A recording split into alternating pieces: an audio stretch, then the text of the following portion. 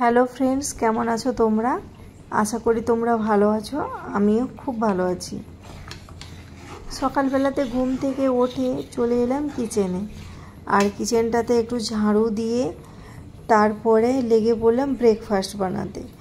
কারণ ছেলে যাবে স্কুলে, আর মেয়ে তো স্কুল যাবে না, কারণ মেয়ের ভ্যাকসিন লাগিয়ে নিয়ে আসছিলাম। তো আজ 3 দিন হয়ে গেছে মেয়ে পা ফেলাতে পারছে না মাটিতে, সব সময় কোলে করে নিয়ে উঠাতে হচ্ছে, আর সব সময় বেডে শুয়ে আছে, পা মিলিয়ে শুয়ে আছে।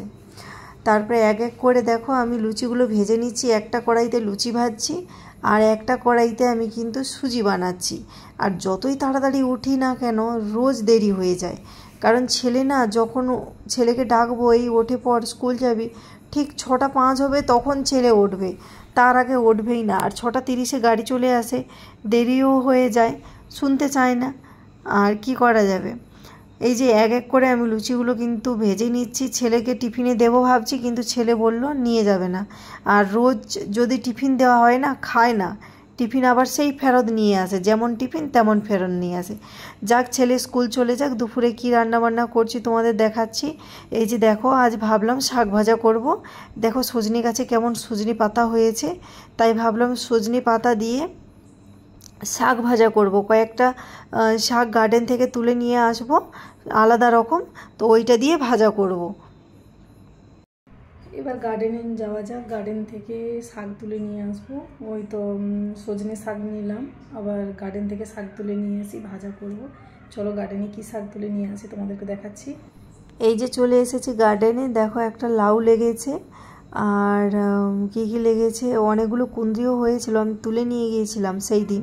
আর একটা ওই যে কুঁদরি হয়ে আছে, ভিতরে ভিতরে কুঁদরি আছে, তো তোলা হচ্ছে না এখন, অন্য সময় তুলে নিয়ে যাব। আর এই যে দেখো পুঁই গাছটা কেমন মোটা হয়েছে, একটা পুঁই গাছ কেমনভাবে মোটা হয়েছে, কিছু খাদ দেওয়া হচ্ছে না। খাদ যদি থাকতো দিয়ে দিলে কিন্তু খুব ভালো হতো। এই যে পুঁই পাতা কয়েকটা নিয়ে যাচ্ছি, পুঁই পাতা দিয়ে দেবো, কলমি শাক দেবো, তারপরে একটু কি বলে লাউ পাতা একটু দিয়ে দেবো, দিয়ে শাক ভাজা করব। তার জন্য প্রথমে পুঁই শাকটাকে আগে তুলে নিচ্ছি। আর দেখো এই যে গাছটাতে একটা বেগুন হয়েছে, একটা বেগুন সেই দিন তুলে নিয়ে গিয়েছিলাম, আর একটা বেগুন হচ্ছে। আর গার্ডেনটাকে না পরিষ্কার করা হচ্ছে না, টাইমই পাচ্ছি না। গার্ডেন যদি পরিষ্কার করা হতো না, কত সুন্দর সবজি হতো। কয়েকদিন আগে ভেন্ডিগুলো তুলে নিয়ে গিয়েছিলাম, আর ভেন্ডিগুলো থেকে গিয়েছিল, মানে টাইট হয়ে গিয়েছিল, তো তার জন্য ভাবলাম থাক, কী করতে নিয়ে যাব, তো থেকে গিয়েছিল, আরও বেশি টাইট হয়ে গিয়েছে। এগুলোকে কেটে ফেলে দিতে হবে, তাহলে আবার নতুন ভেন্ডি আসবে। এই যে কলমি শাক কয়েকটা, মানে দুটোই গাছ হয়েছে, দুটোই গাছে কলমি শাক হয়েছে। আর এবারে তো বাড়ি গিয়েছিলাম, আর বীজ নিয়ে আসা হয়নি। আগের যে বীজটা ছিল ওইটা দুটো বীজ পড়ে গিয়েছিল, তার ফলে কলমি শাকের গাছ দুটো হয়েছে, তাই কলমি শাক একটু নিয়ে নেব, আর পুঁই শাক আর একটু লাউ শাক নিয়ে নেব। আর মূলো শাক কিন্তু হয়েছিল, মূলোগুলো তুললে হতো, কিন্তু মূলো শাক আর তুললাম না। একদিন সময় করে এসে গার্ডেনটা পরিষ্কার করব। আর এই যে দেখো বাইরের ওয়েদারটা দেখেছো, কি গরম, রোদ্দুর বেরিয়েছে। দেখো কি কি নিয়ে এসেছি, কলমি শাক নিয়ে এসেছি, লাউ শাক নিয়ে এসেছি, পুঁই শাক, তারপরে সজনে শাক। এই 4টে শাক একসাথে মিশিয়ে কিন্তু ভাজা করব। তারপরে এই যে মাছের দোকান এসেছিলো, তার থেকে মাছ নিলাম, চিংড়ি মাছ নিলাম। চিংড়ি মাছটা মেয়ে খেতে খুব ভালোবাসে, আর খুব তাজা তাজা চিংড়ি মাছ। আমাদের ওখানে তো খুব চিংড়ি মাছের দাম বেশি, এখানে কিন্তু ততটা বেশি না, 250 টাকা করেই নিয়েছে কিলো। তারপরে এই যে খাওয়া দাওয়া করে ঘুমিয়ে গিয়েছিলাম, ঘুম থেকে উঠে ভাবলাম ঘরটা তো অনেক দিন হয়ে গেছে, পরিষ্কার হচ্ছে না, তো মেয়ে যখন ঘুমোচ্ছে একটু ঘরটা পরিষ্কার করে নিই, সামনেটা এই জন্য পরিষ্কার করতে লেগে গেলাম। ঘুম থেকে উঠে গেলে মেয়েকে আবার নিয়ে যাব ঘুরতে। তারপর সকালবেলা তো পোছা লাগিয়েছিলাম, আবার বিকেলবেলাতে মেয়ে সেই দুপুরবেলাতে খেয়েছিল একটু মিষ্টি, সেই মিষ্টিগুলো পুরোটাই ফেলিয়েছিল আগে, মানে সামনেটা, তো তাই ভাবলাম আগেরটা মানে সামনের দরটা ভালো করে পুছে দেই, পুছে দিলে আর কিন্তু চিটচিট করবে না, চলতেই সেই চিটচিট চিটচিট পায়ে করছে, তার জন্য ভালো লাগছে না। তাই ভাবলাম এখন একটু পোছা মেরে দেই, পোছা মেরে দিয়ে মানে ওই চিটচিট ভাবটা চলে যাবে।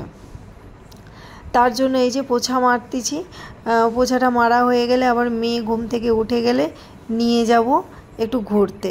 যেহেতু পোছা মারছি তার জন্য তো স্নান করতে হবে, তো ভাবলাম পোছাটা পুরোটা দিয়ে দিই, দিয়ে আবার স্নান করে তারপরে ঘুম থেকে উঠেছি মানে একটু খেতে ইচ্ছে করে, কিছু যদি মুখরোচক খাওয়ার থাকে তখন কিন্তু খেতে ইচ্ছে করে।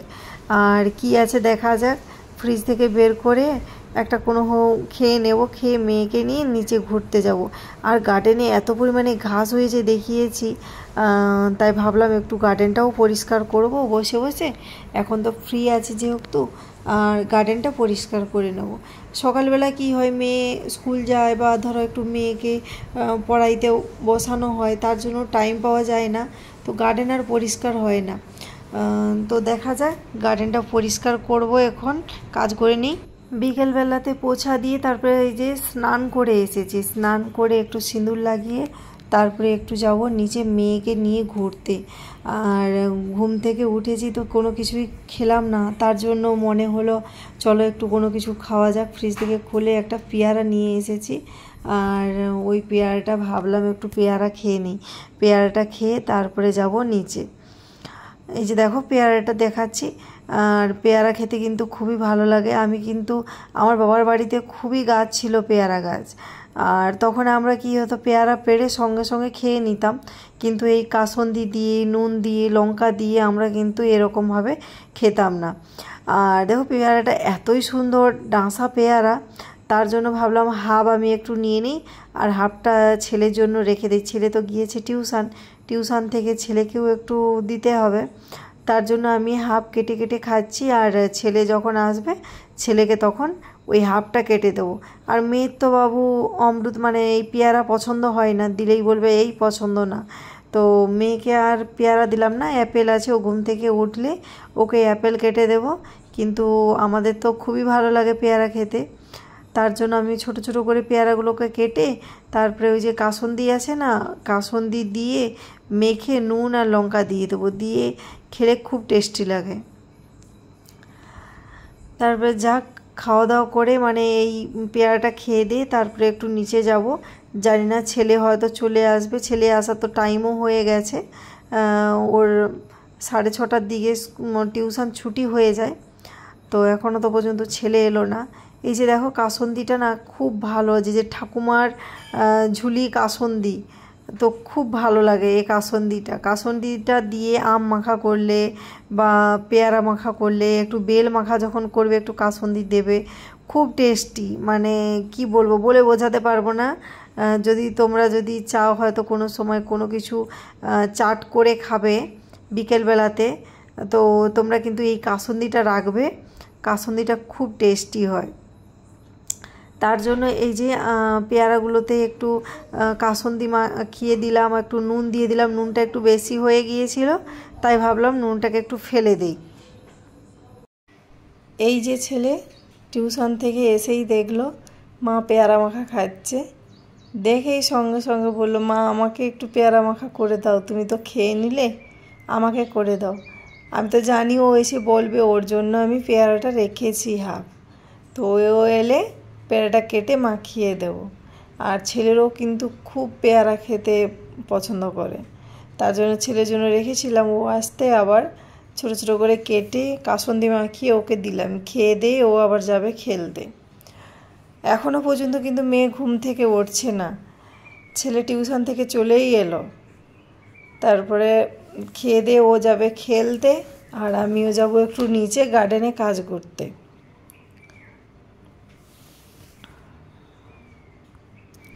পেয়ারা মাখাটা পুরোটা না কমপ্লিট করে শুধু খেলতে যাবে। এই যে দেখো নিচে চলে গেছে খেলতে, খেলাধুলা করবে, তারপরে খেলার পরে এসেই বলবে মা আমার পা ব্যথা করছে। খেলতে যাবে এসেই বলবে পা ব্যথা করছে। এই যে দেখো গার্ডেনটা কেমনভাবে ঘাস হয়ে গেছে, চলো গার্ডেনগুলোতে ঘাস একটু পরিষ্কার করে নিই। এই যে আমি বসে বসে একটু ঘাস পরিষ্কার করছিলাম, আর জল নেই তো এতে, এতটাই টাইট ছিল যে ভালো মতন হচ্ছিল না। আর এখন তো মেঘলা মেঘলা আছে, দেখা যাক সকালের দিকে বৃষ্টি হয় কি না।